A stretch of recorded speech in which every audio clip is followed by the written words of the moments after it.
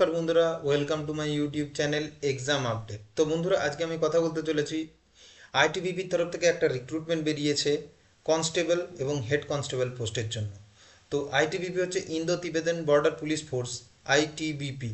তো এই যে পোস্টটা বেরিয়েছে এর অনেকগুলো ভ্যাকেন্সি আছে।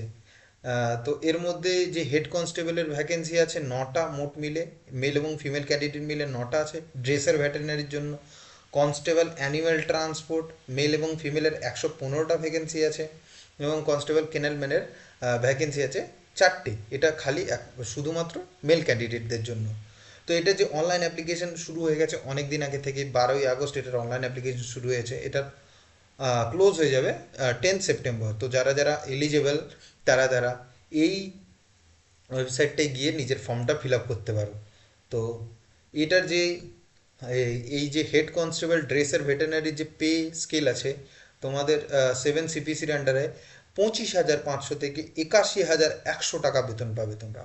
আবার কনস্টেবল অ্যানিম্যাল ট্রান্সপোর্ট এবং কনস্টেবল কেনেলম্যানের জন্য 21,700 থেকে 69,100 টাকা বেতন পেতে পারো তোমরা। তো আদার অ্যালাউন্সেস আছে এই জায়গায়, এইচআরএ আছে, free accommodation, leave travel concession, free medical facility সব পাবে তোমরা এই জায়গায়। তো এলিজিবিলিটি কন্ডিশন কি হচ্ছে, হেড কনস্টেবলের যে পোস্টটা আছে, ড্রেসার ভেটেরিনারি এবং কনস্টেবল কেনেলম্যানের যে পোস্টটা আছে এর জন্য তোমাদের বয়স হতে হবে 18 থেকে 28 বছরের মধ্যে, এবং কনস্টেবল অ্যানুয়াল ট্রান্সপোর্টের জন্য তোমাদের বয়স হতে হবে 18 থেকে 25 বছরের মধ্যে। তো এই যে education qualification, head constable dresser ভেটেরিনারির জন্য তোমাদেরকে এডুকেশন কোয়ালিফিকেশন লাগবে। তোমরা যারা যারা উচ্চ মাধ্যমিক পাস করেছো এবং যাদের কাছে 1 বছরের ডিপ্লোমা সার্টিফিকেট বা যে কোনো 1 বছরের ডিউরেশনে তোমরা যে কোর্সটা করেছো ভেটেরিনারির জন্য বা থেরাপিউটিক্স বা লাইফ স্টক ম্যানেজমেন্ট, ওই ইয়েটা লাগবে, ডিপ্লোমাটা লাগবে। তো কনস্টেবল অ্যানিম্যাল ট্রান্সপোর্টের জন্য ম্যাট্রিকুলেশন মানে মাধ্যমিক পাস এবং তার অর ইকুইভ্যালেন্ট, মানে যারা যারা মাধ্যমিক পাস করেছো তারা তারা এলিজেবল। কনস্টেবল ক্যানেলম্যান যারা যারা মাধ্যমিক পাস করেছো তারা তারা এই পোস্টের জন্য eligible.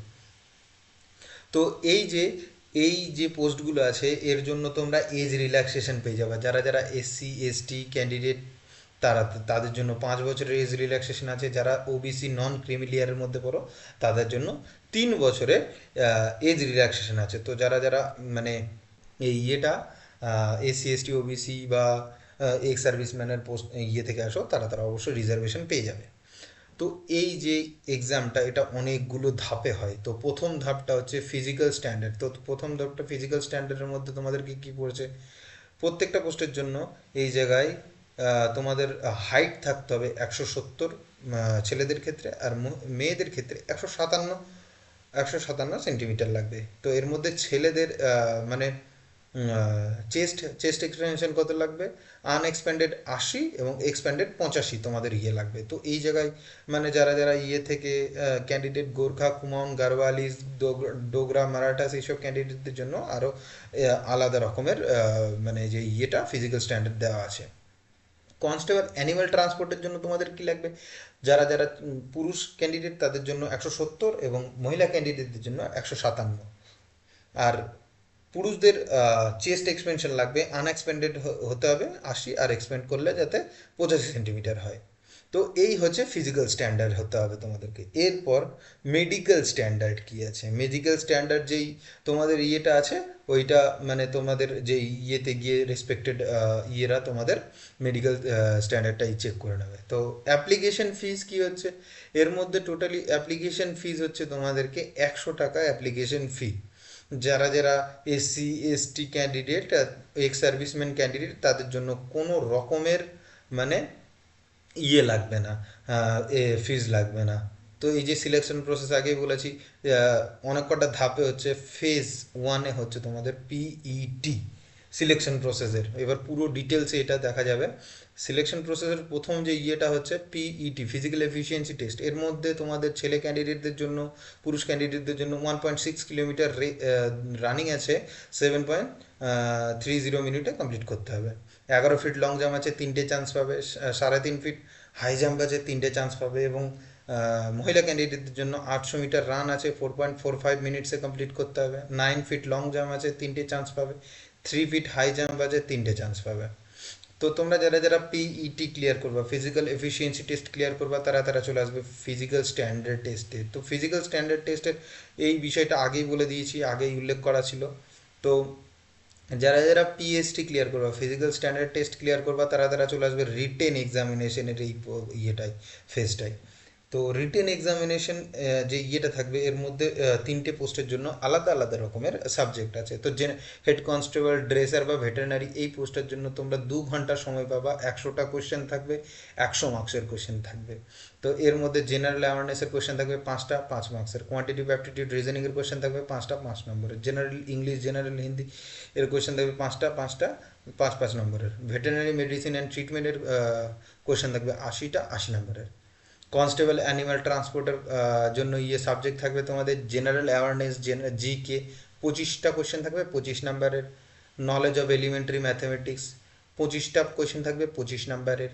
Analytical aptitude and ability to observe and distinguish pattern 25টা কোশ্চেন থাকবে 25 নম্বরের। Basic knowledge of the candidate in English in Hindi 25টা কোশ্চেন থাকবে 25 নম্বরের। এর মধ্যেও তোমরা 2 ঘন্টা সময় পেয়ে যাবে।